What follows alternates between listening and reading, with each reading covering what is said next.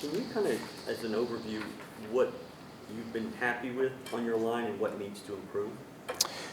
Yeah, I think just having an older group of guys and their preparation's been pretty good. And, one of the things that's been pretty consistent is pass protection all year. I mean, that's kind of something that we've been in situations where we've had to do. And then being able to decipher certain things and be able to protect and then communicate that with the backs and things like that has been pretty good. And also, I know penalties have been kind of a thing, and I think penalty-wise we've been okay, getting better, at it in terms of offensive line penalties, which last year there was numerous holding calls. I know we've had a few of late, but penalty-wise we've gotten improved too.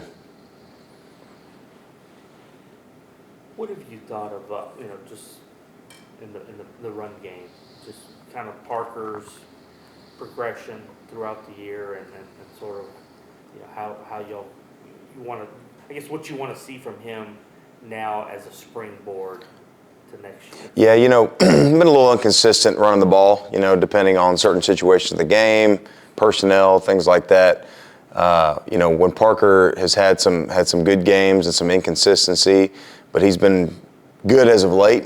It's definitely something that we've been talking about and discussing to try to get him the ball more and get him more confidence. You got to remember he's still a freshman, so the game's still moving fast. But the opportunities he has had to run the ball, it's looked promising. And it's definitely looking promising moving forward.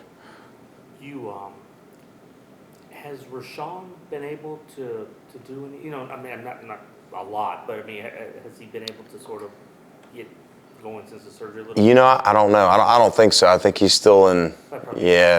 Still in trying to get his knee or whatever was wrong with him get back to where he was. But no, he hasn't. He hasn't been able to do much from what I've seen. But Of the offensive linemen that are coming back next year, you have Tyler Johnson as a starter, but who's the next guy or next two or three guys that we should be looking for? Yeah, we're going to be losing a lot, right? And it's one of the things when I first got here in terms of signing depth. I tried to sign some guys that can help us immediately. Some guys that were seniors and some guys with a few years left, like Peyton Dunn and Shamar Hobdy-Lee and David Ndukwe. Those are the guys that are looking promising for the future, along with guys like Caden Bowie, who's a freshman who we're really high on. Came in the summer and proved physically he can do it. He's just got to refine a lot of his tools and get out of some freshman things, but we're looking for a lot from him.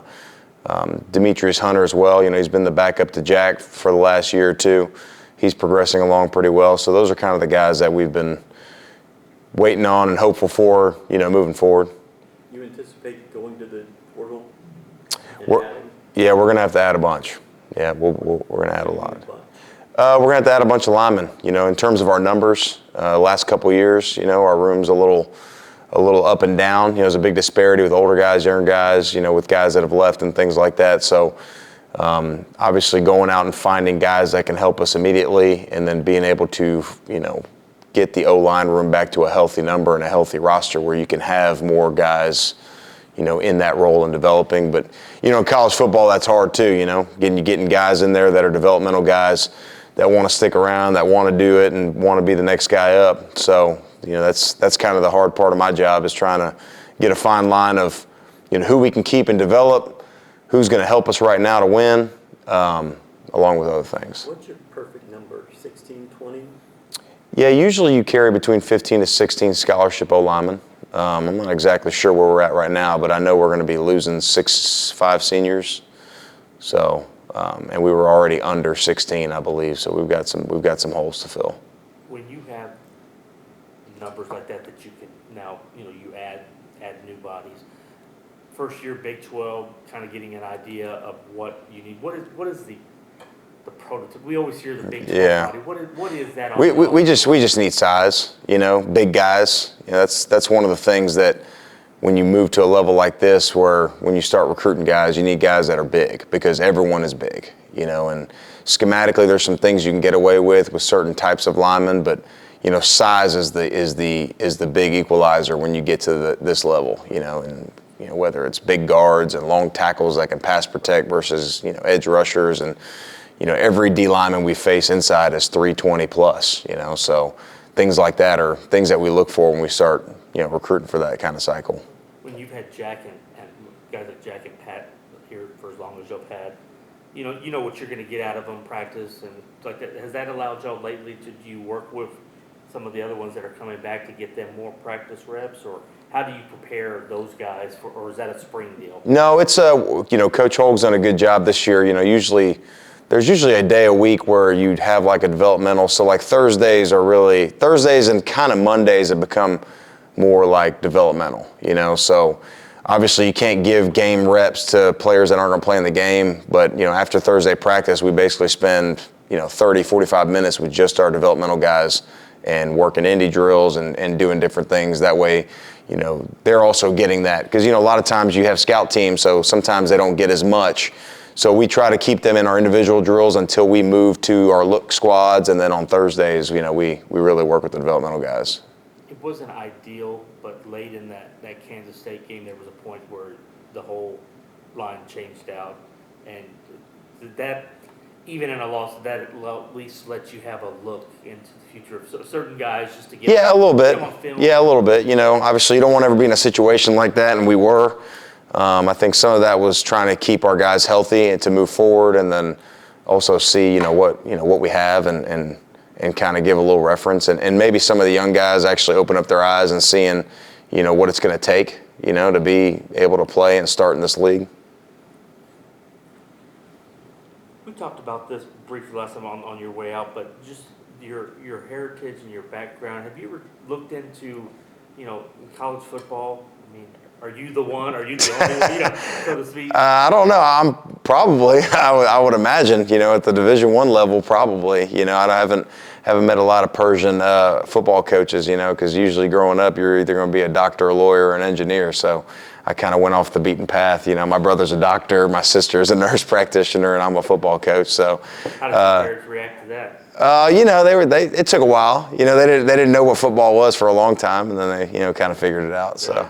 We're batting 6, 2 out of 3 bad, I guess. Yeah, it was a tough sell when I was only making $12,000 for a handful of years, and then now it's definitely gotten to the point where I guess they understand. but in all seriousness, the way that whether different professions, you have some outliers, or you have people that maybe there's not a lot of one in their what they do, and like for college football, it's a wide net, but it's also a select group of guys. Yeah.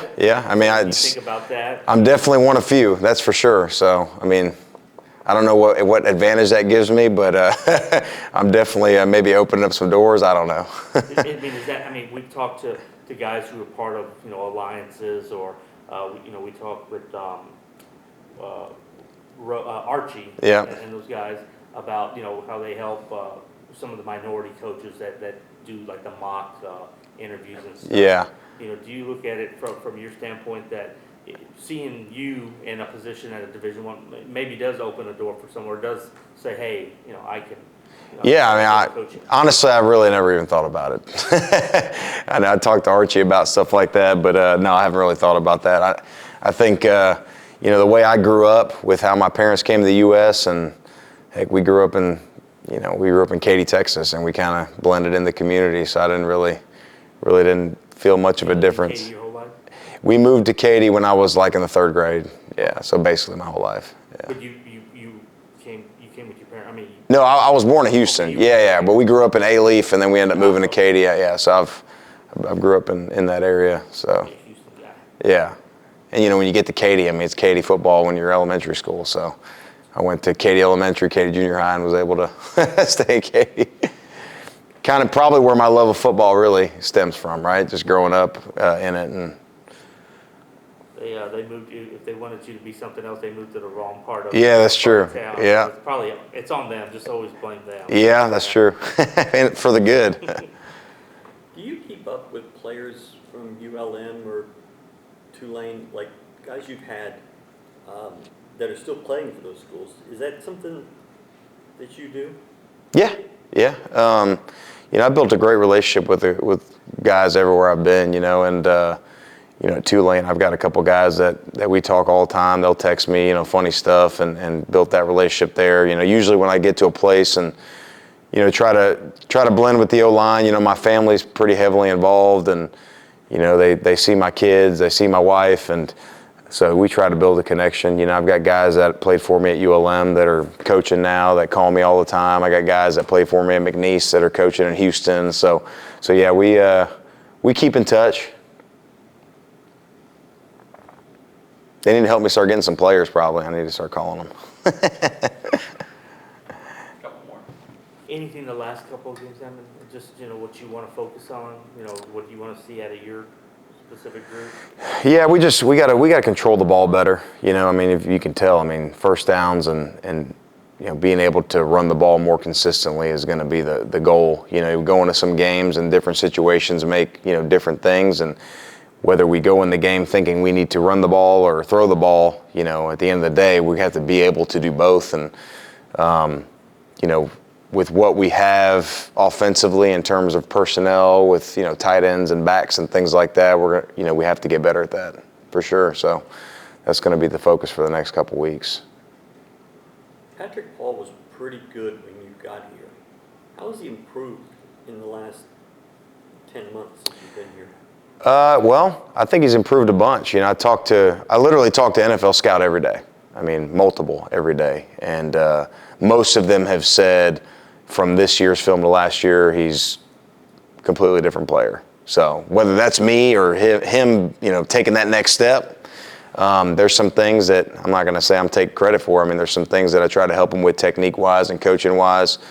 A lot of that's God-given talent too. So, can you be more specific of what technique you're helping? I think some of the run game stuff, the fundamentally run game, he's improved, playing lower, being able to finish and strain blocks and be in the right position when he's blocking at the second level or blocking a run game, I think is something that he's improved on, has shown on film better from last year.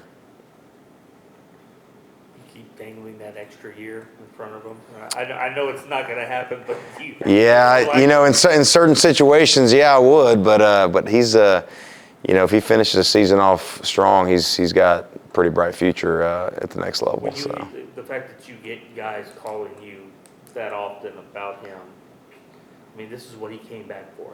Last year he wanted to, he could have done different things. Yep, and I think he's improved himself. Whatever the NFL thinks of him, just from talking to scouts consistently every day, because they tell me about last year and what they thought about him and how they've seen him improve and and all that. So I'm always curious when someone comes in from the outside and sees a player that they inherit.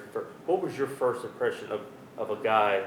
I'd seen Pat on film, but I didn't realize how big he was till actually. So he's a big human. He's a big. We've got some big guys too. Tyler Johnson's big. Ruben's big. Tank's big. We got some big guys, but he's built different. Is that the importance of that position?